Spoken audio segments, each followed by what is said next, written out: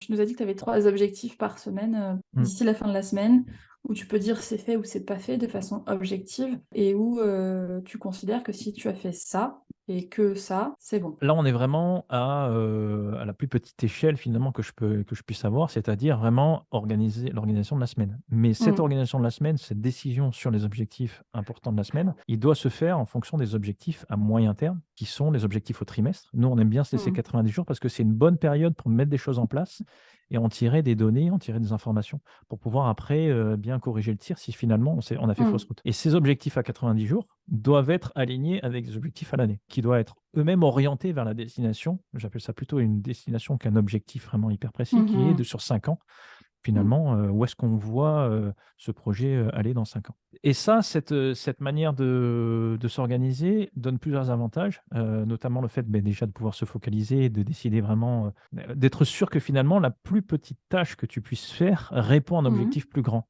Tu vois, Mmh. cette notion de sens, si on a mis cette, organisation en place, c'est que on s'est aperçu que souvent, beh, on a besoin de sens en fait pour, faire la moindre tâche, hein. Même si on doit faire une photocopie, on sait que derrière ça répond à un objectif plus grand. Mmh. Donc chacun sait que, voilà, il participe à l'avancée vers un objectif D'avancer, plus ouais. grand. Là, je le fais d'un point de vue individuel, mais après avec, Cameo, hein, on fait ça, chaque semaine. Mmh. On se réunit et puis on se dit: «OK, faisons un point. Donc la semaine dernière, tu nous avais dit que ce qui était important pour toi, c'était de faire ça, ça, ça. Est-ce que tu y es arrivé? Est-ce que tu y es pas arrivé? Sinon, est-ce que tu as pu analyser Mmh. pourquoi? Est-ce que tu t'étais donné trop de choses?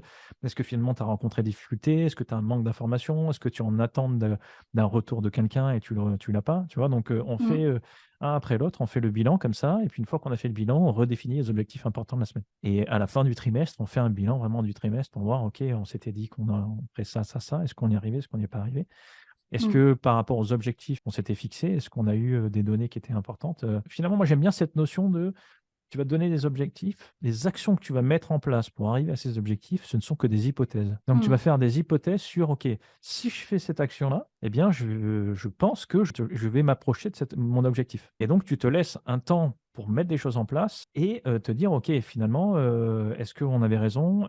Est-ce que c'était ce qu'on avait imaginé? Est-ce que l'hypothèse, on la valide? Auquel cas, à ce moment-là, on continue et on essaie d'aller plus loin ou est-ce que Mmh. l'hypothèse n'est pas bonne et à ce moment-là, on passe sur autre chose?» Du coup, une hypothèse permet d'analyser le résultat et d'en tirer des conclusions, pour savoir ce et où chaque action, va du coup amener une réponse. Pas toujours la bonne réponse, celle qu'on voudrait, mais au moins une réponse. Oui, ouais, c'est ça. Ça pacifie, en fait, le fait que, ben, on n'a pas la science infuse, hein. Je suis désolé, hein, mais la vie, ça va en décevoir certains ou en tout cas certains qui essaient de faire croire qu'ils ont, les clés de la vie et de tout et Mmh. que leur vie est d'une perfection absolue et qu'ils ont la réponse à tout. Non, non, je suis désolé, c'est du test and learn, quoi. La vie, c'est, tu testes des trucs, tu en apprends et quand tu as une société, tu te rends compte que c'est pareil.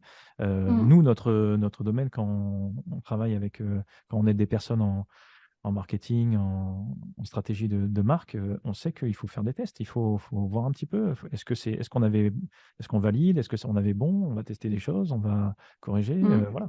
Jamais C'est ça. on dit aux gens, «Oh, il y a un manuel, qui marche pour tout le monde», hein. Ça, c'est ce qu'on voit Ça, souvent, c'est hein, même, clair. voilà, Ouais. dans la thématique des multipotentiels, slasheurs, sur, la Ah. douance et cetera. C'est, moi, j'ai les clés, il est là, il faut acheter mon guide, hein, il faut acheter ma formation, c'est important parce que là, en fait, vous allez avoir la vie parfaite. Non, non, non. Il y a des outils qui marchent pour certains. On peut vous en parler pour que vous puissiez vous les approprier pour vous, C'est ça. à votre vie, à vos objectifs et cetera, quoi. Mmh. Mmh. Faut se méfier des Oui. c'est ce qu'on dit, hein, faut se méfier vraiment des gens qui disent Quand c'est d'abord, trop beau ouais, pour être vrai, c'est que potentiellement ouais. ça l'est.